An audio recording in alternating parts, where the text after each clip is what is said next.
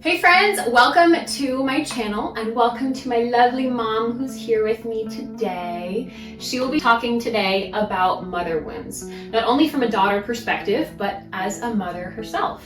And I just gotta say, I'm really grateful that you're here, willing to talk about this, not only sharing some difficult things that you may have experienced, but vulnerably sharing about your own mistakes as well. And it just speaks a lot to your character that just to have the humility to be here and talk about this today. So thank you.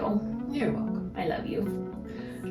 Some of you may be wondering, what is a mother wound? And I would define it as the psychological impact, like the mental, emotional impact that one's relationship with your mother has on yourself, especially becoming an adult child. And this can feel like a bit of a heavy topic, but the best part about it is that there is room for healing and there's always hope through these kind of stories. To give our viewers a little bit of context on who you are, would you mind giving us just a brief overview of who you are as a daughter and as a mother?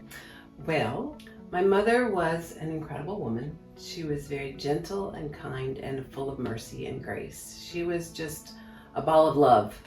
But as I became a teenager, I pulled away from her and we were a little bit detached during that period of time.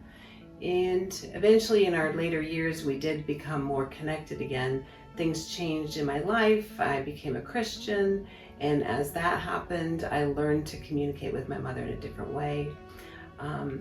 When I was an adult, I moved away and it caused a little bit of disconnect. And I had to be a little more intentional with our relationship. And we were able to heal a lot of those wounds. And I did lose her 18 years ago, but she's an incredible woman. I'm grateful for her. As a mother, my husband and I raised 5 children. We have 2 daughters, 3 sons, of which one of our sons was born handicapped and 2 of our sons are adopted. It was a wild bunch. It was a great time, incredible memories, but I know that I messed up over time. Things happened.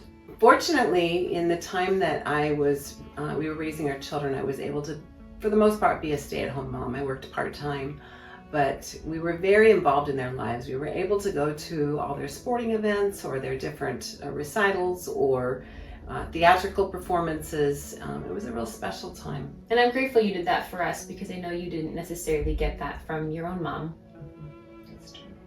We did have a special time with all of you kids growing up, but I do know that as each of you moved away or went through your times of transition from childhood to adulthood, that there was a time of you pulling away from us, which is natural. But I'm so grateful for the season we're in right now because we're starting to reconnect. And we have a great relationship with 4 of our 5 children. One of them is essentially estranged from the family right now, and we hope and pray that we will connect with him one day also. Yes. But it's been very special transitioning and learning how to navigate this new season in life with adult children. Thanks for giving us some context of your background, of just who you are as a daughter and as a mother. It makes me think of that book series that you actually suggested to me by Francine Rivers, who's an incredible author. Recommend all her books, but this series especially relates to mother wounds because it's the story of 4 generations of women, grandmother, great-grandmother, mother, daughter, and the wounds that are passed from generation to generation, and then how they all end up healing from them. And it's just beautiful, beautiful story. But I was wondering, would you mind sharing with us some of the mother wounds that you experienced from your own mom? Sure. It's funny you bring up that book series because I think some of the mother wounds within that story I experienced myself. Because part of the problem was the mothers didn't share with the daughters some of the experiences they went through. And I think when you don't understand why a person reacts or responds the way they do, then you miss something. And I know that with my own mother, she was more introverted and quiet, and she really didn't share things. I would ask questions, but she really didn't go there on her emotions. So I would describe the mother wound I received as just a disconnect, not being able to relate to and understand the emotions of my mother. So the effect that that had on me is that I didn't know how to express my own emotions. I didn't know how to navigate them and express them to other people, which affected my marriage and affected how I related to you kids. Yeah. Also, I was a very driven child. I made a plan and I went for it and I made it happen. And I think that really intimidated my mother. And at some point she expressed that to me, that she was intimidated by me. And that was difficult because I just wanted her support. There were other little things that she did. When I expressed to my mom my concern and she expressed the intimidation, she didn't make any changes. She pulled back. Instead of going after that and trying to support me, her tendency was just to pull back further and just give up. So that was difficult. Yeah. Thank you for sharing that. And I know that that is kind of looking at mother wounds from the daughter perspective, but you're also a mother yourself. And, every mom has their mistakes. Every mom is human. And unfortunately, every mom ends up hurting their kids. Everyone has their own mother wounds in some kind of form or fashion. And so this is the harder part that's probably to share because you'd be sharing your own mistakes. But would you be willing to share with us some of the mother wounds that you can recall causing to your own kids? Sure. There's a couple that come to mind when I think about how I've hurt my own children. One of our children that when he was young really struggled with honesty, and so he lied about a lot of things. And I remember at one point in time we were sitting all the way in the back of the van and I intended to spank him, but I couldn't because we were so tight. So I slapped him in the face multiple times. And I was very appalled at my own behavior and how I reacted to that, to the point I even talked to the teacher the next day about it, his school teacher. But that was a low point of action I took. And I think that probably caused him to shut down that much further because he didn't feel safe sharing with me. Another time that I can think of was with another one of my children that we tended to both get loud when we were expressing ourselves. When we were not happy, as we got more angry, we got louder and louder and the whole situation would escalate. Yeah. And that became very ugly. And I think it led him to some poor decision making later on because instead of learning a healthy way to de-escalate, we had escalated. And I believe I added to that. Thank you for sharing that. I know it can be difficult to share some of the mistakes that you've made. And I know you already gave me permission to share this one. But one of the mother wounds that I can recall was often when I shared something vulnerable. Because you're so sharp, your mind would kind of jump back and forth between things. You would get distracted in the middle of me sharing or interrupt because your mind was already moving to the next thing. And it would just kind of shut me down in sharing. It communicated that I wasn't worth being listened to when I opened up about deep stuff. And that's not at all what you were trying to communicate. But unfortunately, there was some hurt that was caused there. And I know that's something that you're even still working on. And it's just a part of being in a fallen world. We all have our downfalls. But the beauty of it is that with Jesus, with God, there is hope. There is healing from those things. Would you mind sharing with us how you have healed from your own mother wounds? It was really amazing in my relationship with my mother that we were able to heal in some ways. And remember at some point when the kids were still very young, we had gone out looking at shells on the beach. And we brought them home and we cleaned them up. And the next day I had her pick out her own her shells. But instead of just picking out just her shells, she went through and she picked out all the best shells, which some of those belong to you kids. Yeah. And that hurt my feelings. Why would she take from the children? So I had to pray about my attitude and I confronted her and I said, Mom, you know what you've done is cross the boundary I'm not okay with. And we had to talk about that and how that hurt me. And I talked about, how I had seen her selfishness over time. And of course, I made her cry. I didn't mean to make her cry, but it was a beautiful thing in the end because healing came from that. Yeah. I got to express how I was feeling, and she got to apologize, and she did. And that never came up again, but it was a beautiful time. Thank you for sharing that. I know confronting someone so close like that can be really difficult, but I know that's something that even we have done. For example, during COVID, the pandemic started, we happened to live together at the time, and we were suddenly around each other like 24/7. And it brought all the issues that we had already had but never really fully dealt with, it brought them all to a head. And we were fighting a ton as the pandemic started. So we tried to do that confronting conversation like you had with your mom, but we tried multiple times and it wasn't working. And it got to the point that both of us were both yelling, and I remember telling you, we both love each other, but neither one of us feels loved. We need to bring somebody else in. And that's what we did. We brought a third person in. Now, she wasn't necessarily a licensed marriage and family counselor, but she essentially acted as one. She was an elder in our church, and she met with us once a week for a few months to help us heal.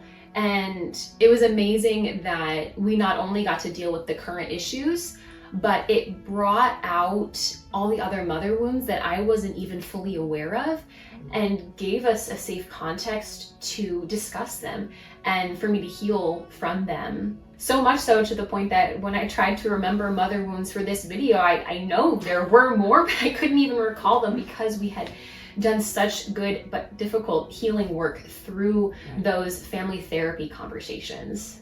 Another thing that helped me heal from my own mother wounds was this book here called Forgiving Our Fathers and Mothers. And it talks about a ton of stuff, but the one thing that really stuck with me was the idea of seeing you and Dad within your context of who you were, not only as my parents, but as a son and daughter yourself, as a granddaughter and a grandson.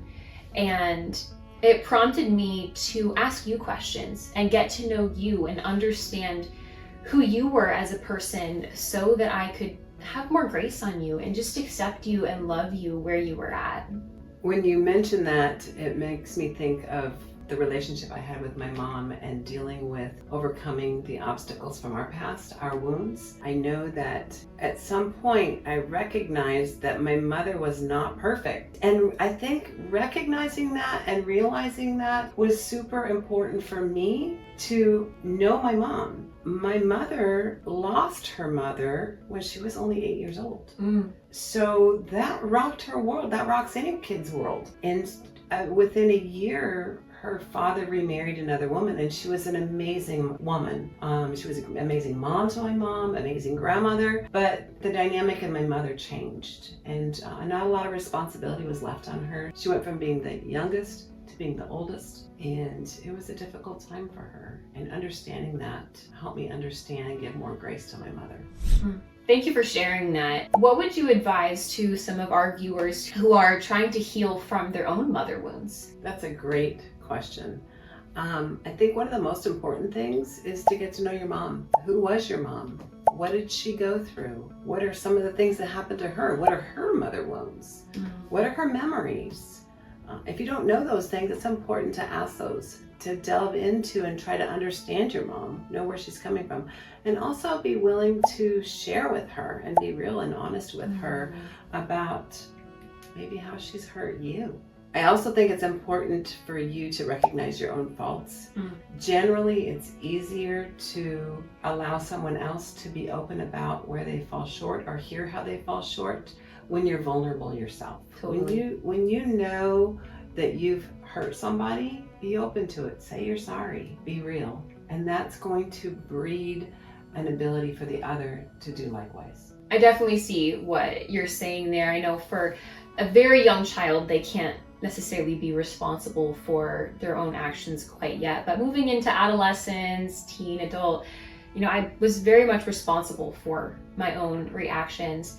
And there are ways that you may have hurt me that I contributed to the way you reacted. So I can own that. And so when I confront you and say, hey, this thing hurt me, I've noticed it really helps the conversation if I start off with, hey, I know that I had a part in this. and this also hurt me when you said it. Mm. So for anyone who is trying to heal from their own mother wounds, I would recommend that you confront your mom, have a healthy conversation, but then learn to accept them where they're at and have just a lot of grace and love on them.